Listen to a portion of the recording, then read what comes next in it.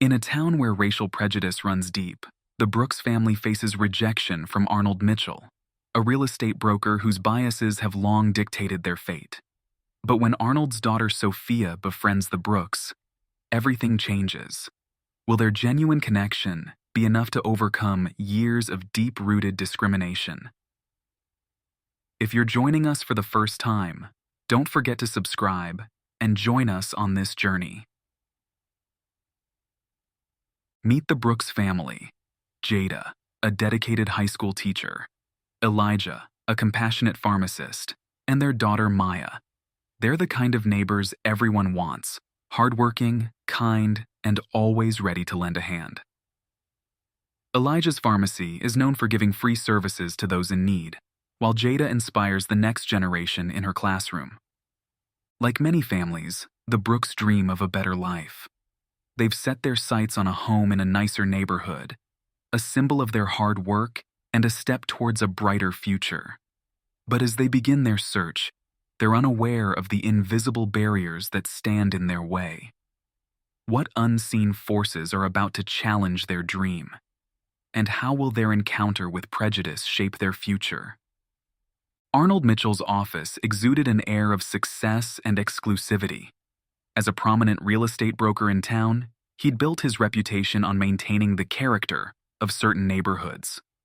The Brooks family stepped into this world, unaware of the invisible barriers that would soon confront them. Jada and Elijah Brooks radiated excitement as they entered Mitchell's office.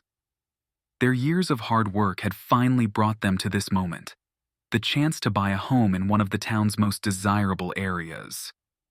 Maya, their daughter, had already started dreaming about her new room. Mitchell's smile faltered slightly as he took in the Brooks family. He composed himself quickly, but a subtle shift in his demeanor was noticeable. "How can I help you today?"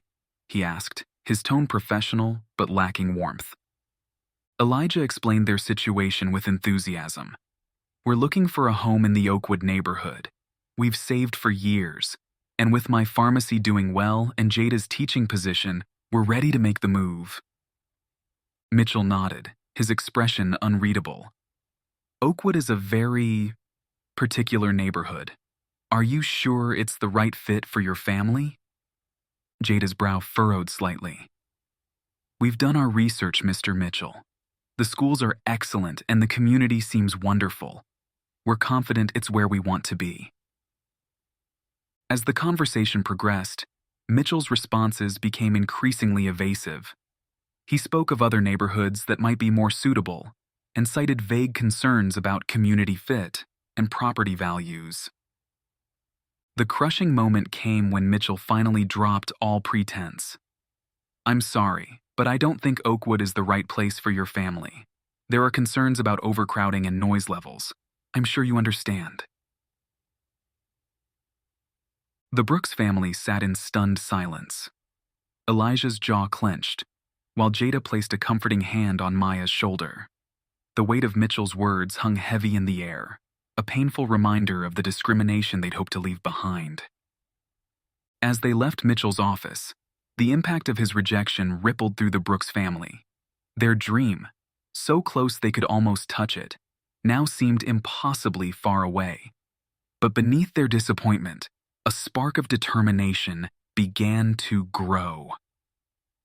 Mitchell watched them go, a fleeting moment of doubt crossing his face. For years, he'd justified his actions as protecting neighborhoods. But as he saw the dignified way the Brooks family carried themselves in the face of rejection, something stirred within him. Little did Mitchell know that this encounter would set in motion a series of events that would challenge everything he thought he knew. His daughter Sofia's friendship with Maya Brooks was about to collide with his professional prejudices, forcing him to confront the real human cost of his actions. As the Brooks family drove home in silence, each lost in their own thoughts, they were unaware that their story was far from over. The silence in the car was deafening as the Brooks family made their way home from Mitchell's office. Jada's knuckles were white on the steering wheel, while Elijah stared out the window, his jaw clenched. In the back seat, Maya fidgeted with her backpack strap, sensing the tension but unsure of its source. As they pulled into their driveway, Elijah broke the silence. "We can't let this stop us," he said, his voice filled with quiet determination. Jada nodded, reaching over to squeeze his hand. "We won't," she agreed, her eyes meeting his in a silent pact of resilience. The following days were a test of the Brooks family's strength. Jada threw herself into her teaching, determined to provide her students with the opportunities she and her family had been denied. In her classroom, she emphasized the importance of equality and respect, her recent experience adding a new layer of passion to her lessons. Elijah, meanwhile, channeled his frustration into his work at the pharmacy. He went above and beyond for his customers, offering free consultations and ensuring everyone who walked through his doors felt valued and respected. His kindness became a beacon in the community, drawing people from all walks of life to his small pharmacy. Maya, observant beyond her years, noticed the subtle changes in her parents. She saw the extra hours her mother spent preparing lessons. The way her father's smile seemed a little more forced when he came home from work. One evening, as they sat around the dinner table, she finally asked, "Mom, Dad, what happened at Mr. Mitchell's office?" Jada and Elijah exchanged a look, weighing how much to share with their daughter. Finally, Jada spoke. "Sometimes, Maya, people make judgments based on things that don't matter, like the color of our skin. Mr. Mitchell didn't want to sell us a house in Oakwood because of that." Maya's brow furrowed. "But that's not fair," she protested. Elijah nodded, his expression softening. "You're right, it's not fair. But we're not going to let it stop us from living our lives and doing what's right." As the days passed, the Brooks family's resilience began to shine through. They continued to be pillars of their community, their kindness and professionalism unwavering in the face of adversity. Jada's students flourished under her guidance, while Elijah's pharmacy became known as a place where everyone was welcome. One afternoon, as Jada was grading papers in her classroom, she overheard a conversation between two students. "Did you hear about Mr. Brooks's pharmacy?" one girl asked. "My mom says he helped her get medicine when we couldn't afford it. She says he's a real hero." Jada felt a surge of pride mixed with a twinge of sadness. Their family's worth was evident to so many, yet they were still being held back by the prejudices of others. She wondered how long it would take for people like Arnold Mitchell to see beyond their biases. Little did Jada know, an unexpected connection was about to challenge those very prejudices. As she packed up her things to head home, she noticed her daughter chatting animatedly with a classmate she hadn't seen before. The girl's blonde hair and familiar features niggled at Jada's memory, but she couldn't quite place her. "Mom!" Maya called out, waving Jada over. "This is my new friend, Sofia. She just transferred to our class. We're paired for a project discussing different types of fever medicine. Can you drop us off at the pharmacy so Dad can help?" As Jada approached, she felt a jolt of recognition. Sofia Mitchell nervously adjusted her backpack as she followed Maya Brooks into the pharmacy. The bell above the door chimed, announcing their arrival. Elijah Brooks looked up from behind the counter, his face breaking into a warm smile. "Hey there, sweetie," he called out to Maya. "And you must be Sofia. Welcome to our little corner of the world." Sofia felt a flutter of excitement. She'd never been in a real pharmacy before, not like this. The shelves were neatly stocked with colorful boxes and bottles, and the air smelled faintly of antiseptic and peppermint. "Dad," Maya said, "Sofia and I are doing a project on fever medicines. Can you help us?" Elijah's eyes lit up. "Of course!" "Come on back, girls. I'll show you the ropes." As they followed Elijah behind the counter, Sofia couldn't help but feel a sense of belonging. The Brooks family had a way of making everyone feel welcome, even shy newcomers like herself. For the next hour, Elijah patiently explained the differences between various fever reducers, their active ingredients, and proper dosages. Sofia found herself fascinated not just by the information, but by the way Elijah spoke, with genuine passion and care. "You see," Elijah said, holding up two different bottles, "it's not just about reducing the fever. It's about understanding the underlying cause and treating the whole person." Sofia nodded, scribbling notes furiously. She glanced at Maya, who was beaming with pride at her father's expertise. As the afternoon wore on, Jada arrived at the pharmacy, arms laden with snacks and drinks. "I thought you girls might need a little brain food," she said with a wink. They gathered around a small table in the back, munching on apple slices and sipping lemonade. Sofia felt a warmth spreading through her chest that had nothing to do with the drink. This, she realized, was what a family was supposed to feel like. The conversation flowed easily, punctuated by laughter and the occasional question about their project. Sofia found herself opening up, sharing stories about her favorite books and her dreams of becoming a doctor someday. "That's wonderful, Sofia," Jada said, her eyes twinkling. "The world needs more compassionate healthcare professionals. You remind me a bit of Elijah when he was your age." Sofia blushed at the compliment, a mixture of pride and longing welling up inside her. Her own home life was so different, quiet, often lonely, with her father buried in work and no mother to turn to. She wished, not for the first time, that her family could be more like this. As the day drew to a close, Sofia found herself reluctant to leave. The Brooks family had shown her a glimpse of what true warmth and connection could feel like. They'd welcomed her not just as Maya's classmate, but as a person worthy of attention and care. "Well, you're welcome here anytime, Sofia," Jada said warmly. "Our home is always open to Maya's friends." As the evening drew to a close, Sofia seemed reluctant to leave. She helped clean up, insisting on washing the dishes they had used. Her manners were impeccable, but there was an underlying eagerness to please that tugged at Jada's heart. "I should probably get going," Sofia said finally, a hint of reluctance in her voice. "My dad will be wondering where I am."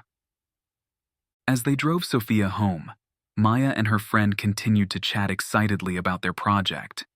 But Jada couldn't shake the feeling that there was more to Sofia's story.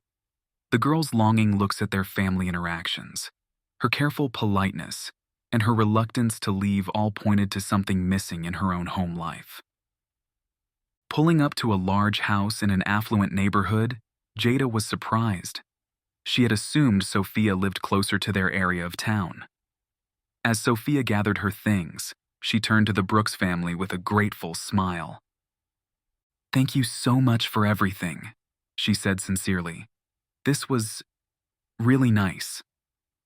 As Sofia's words of gratitude hung in the air, little did the Brooks family know that their act of kindness was about to collide with a harsh reality.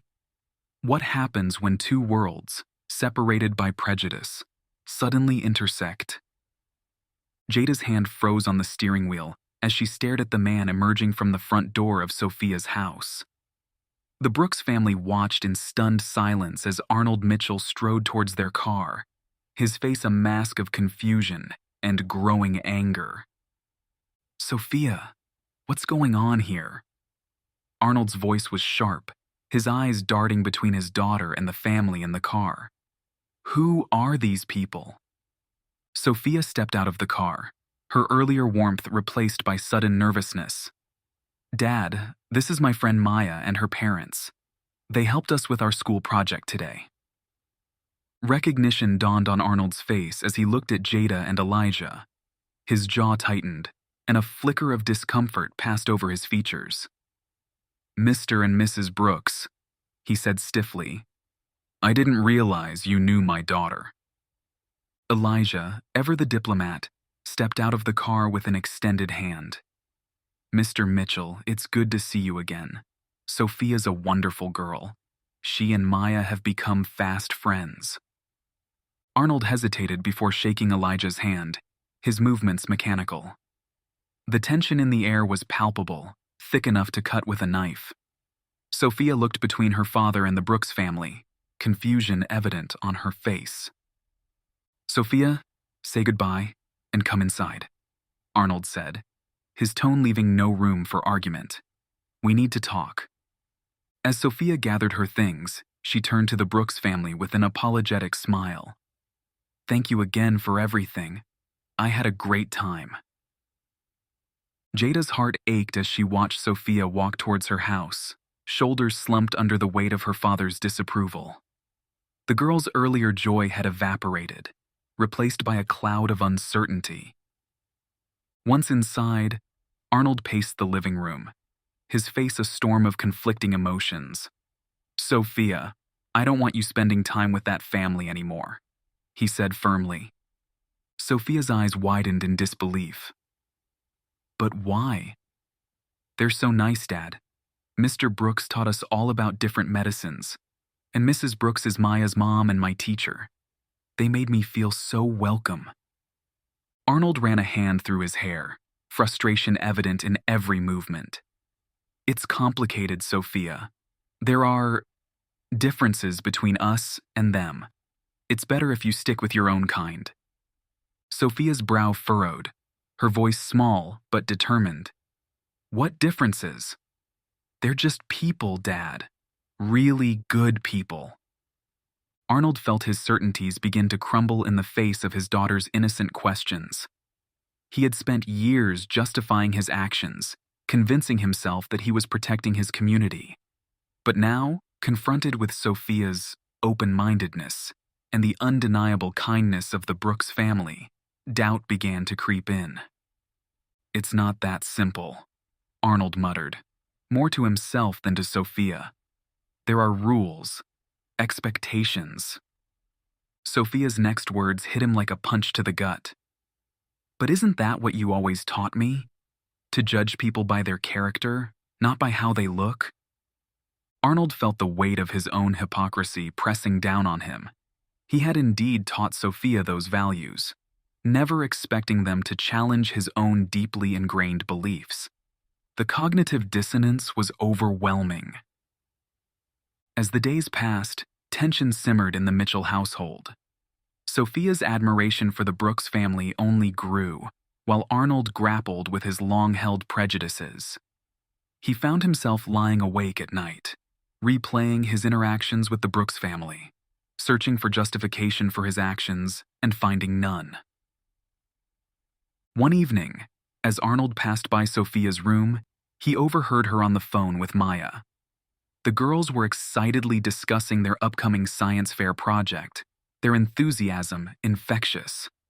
Arnold paused, listening to his daughter's laughter, a sound that had become all too rare in their home lately. At that moment, Arnold faced a crossroads. Could he continue to uphold his discriminatory practices, knowing the joy and growth they were denying not just to families like the Brooks, but to his own daughter? The man who had once seemed so certain of his place in the world now found himself on shaky ground. The school auditorium buzzed with excitement as parents, teachers, and students gathered for the annual community showcase. For the Brooks family, it was a chance to shine. For Arnold Mitchell, it would become an unexpected journey of self-discovery. Jada Brooks stood proudly at her booth, surrounded by colorful posters detailing innovative teaching methods. Her students flocked around her, eager to explain their projects to visitors. Elijah's pharmacy display drew a steady stream of curious onlookers, impressed by his commitment to accessible health care. Arnold Mitchell hesitated at the entrance, feeling out of place. He had come to support Sofia, but the sight of the Brooks family, so warmly received by everyone, made him uncomfortable. He watched as people gravitated towards them, shaking hands and exchanging smiles. As Arnold made his way through the crowd, he overheard snippets of conversation. "Mr. Brooks gave my grandmother her medication when we couldn't afford it," one woman said. "Mrs. Brooks stayed late to help my son prepare for his college interviews," another parent added. The warmth and admiration in their voices were unmistakable. Arnold found himself drawn closer, curiosity overriding his initial reluctance. He watched as Elijah patiently explained the importance of proper medication management to an elderly couple, his manner both professional and compassionate. Nearby, Jada was surrounded by a group of students, her eyes shining as she listened to their ideas. "That's brilliant, Jason," she exclaimed, jotting down notes. "We should definitely implement that in our next community project." Arnold's gaze shifted to Maya and Sofia, who were presenting a joint science project. The girls worked seamlessly together, their enthusiasm infectious. He couldn't help but notice how Sofia seemed to light up around the Brooks family, a stark contrast to her usual reserved demeanor at home. As the evening progressed, Arnold found himself observing the Brooks family with new eyes.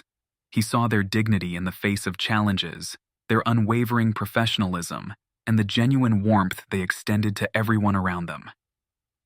It was a far cry from the stereotypes he had clung to for so long.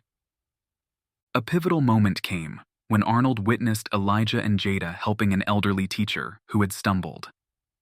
They rushed to her aid without hesitation, ensuring she was comfortable and calling for the school nurse. The crowd's murmurs of approval were impossible to ignore.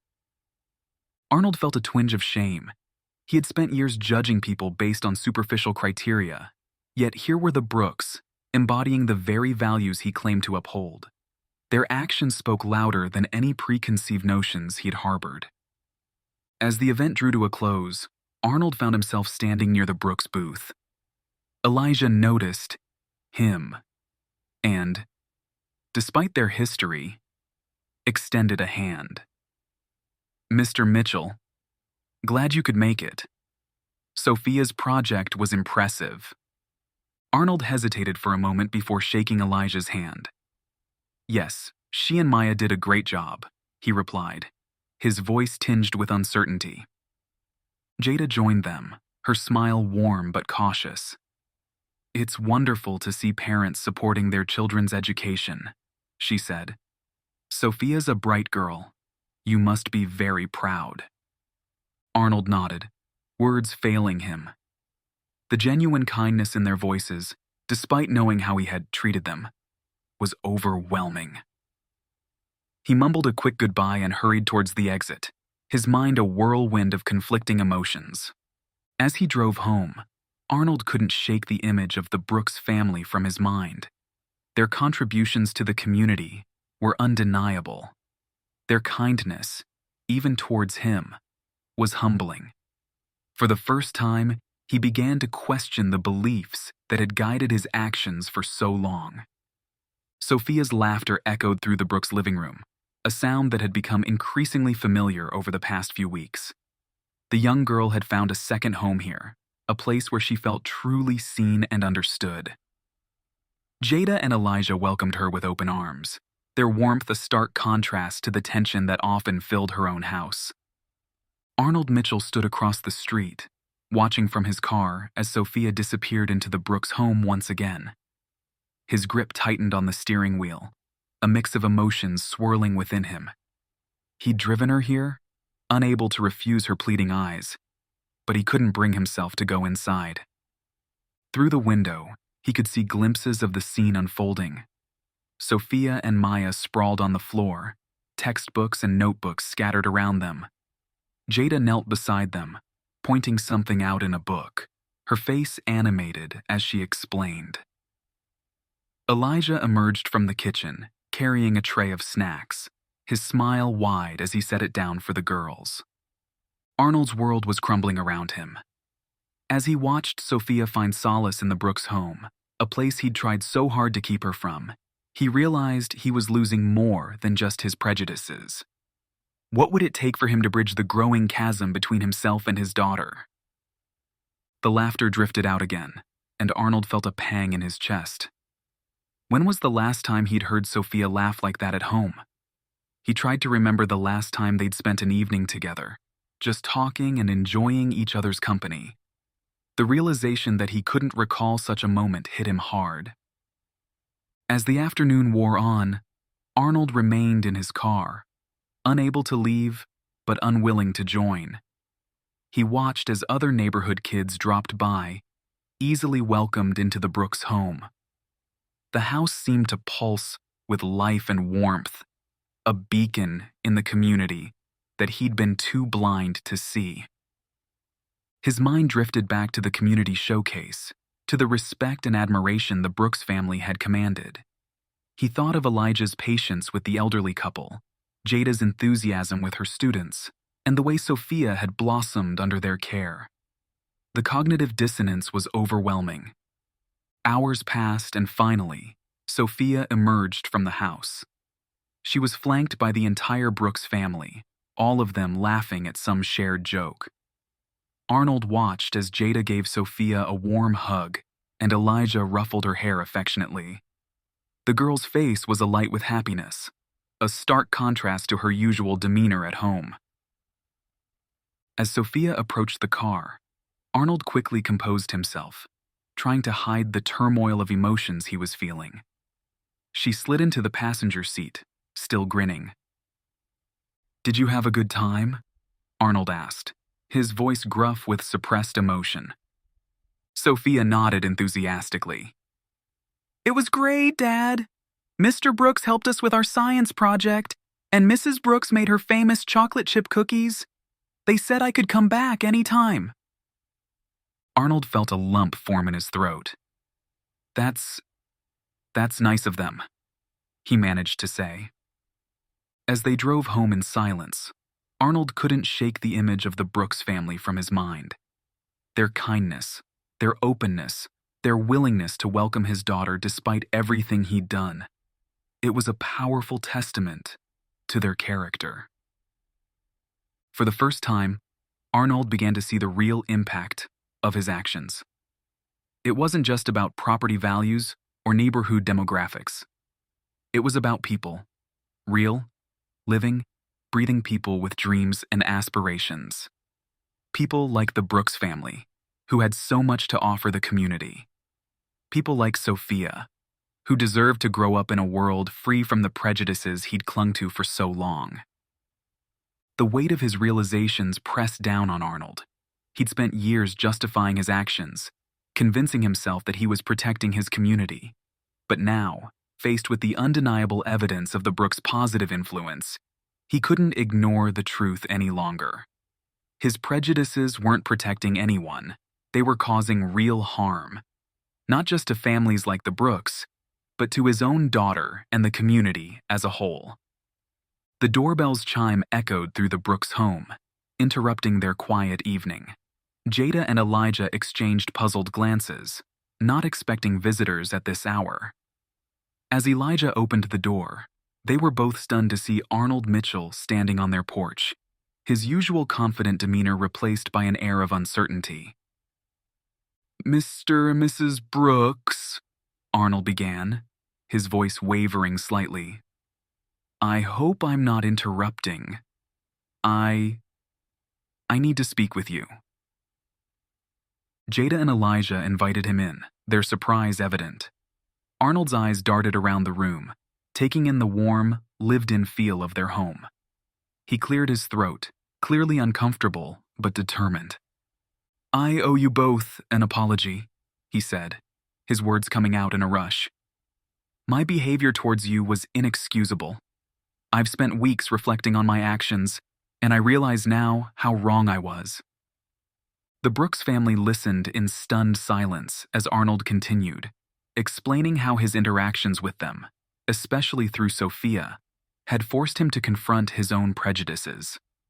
He spoke of the shame he felt, the sleepless nights, and the realization that his actions had caused real harm. "I know words aren't enough," Arnold said, reaching into his briefcase. "That's why I've brought this." He pulled out a folder filled with property listings. "These are homes in some of the best neighborhoods in town, including my own.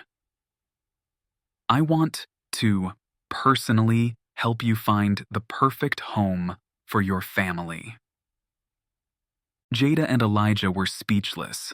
They looked at each other, a mix of emotions playing across their faces. After a moment, Jada spoke, her voice calm but firm. "Mr. Mitchell, we appreciate your apology and this gesture. But why should we trust you now?" Arnold nodded, understanding their skepticism.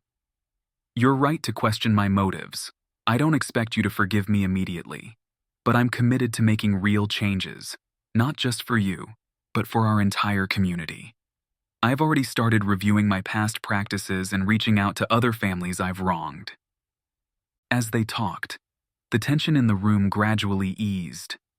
Arnold shared his plans to advocate for fair housing practices and to use his influence to promote diversity in the real estate industry. Elijah and Jada listened intently, cautiously optimistic about the potential for change. Over the next few weeks, the Brooks family explored the neighborhoods Arnold had suggested. They were pleasantly surprised by the warm welcome they received, a stark contrast to their previous experiences. Jada and Elijah found themselves drawn to a beautiful home, just a few blocks from the Mitchells. The day they signed the papers, Arnold was there, not as a broker, but as a supporter. As they stood in front of their new home, keys in hand, Maya and Sofia rushed out, their excitement palpable. "We're going to be neighbors," Sofia exclaimed, hugging Maya tightly. Jada and Elijah couldn't help but smile, the joy on their daughter's face reflecting their own happiness. They looked at Arnold, who stood a bit apart, watching the scene with a mixture of relief and satisfaction. "Thank you, Mr. Mitchell," Elijah said, extending his hand. "This means more to us than you know." Arnold shook his hand firmly, his eyes shinning with unshed tears. "No, thank you," he replied. "You've taught me more about community and kindness than I ever thought possible." As the two families stood together, chatting and laughing, neighbors began to gather, drawn by the commotion. The sight of the Brooks and Mitchells together, united in friendship, was a powerful symbol of change. As word of Arnold's change of heart spread, other families of color dared to hope. Could this be the beginning of a new era in their town? The next few months would reveal just how deep-rooted prejudice could be, and how powerful a united community could become. The transformation of Arnold Mitchell sent ripples through the community. Families who had long been denied fair housing opportunities suddenly found doors opening. The Brooks' new home became a symbol of change, drawing curious neighbors and sparking conversations about inclusivity. Other real estate agents in town took notice of Arnold's shift. Some were skeptical, clinging to old ways of thinking. But others, inspired by the positive changes they witnessed, began to reassess their own practices.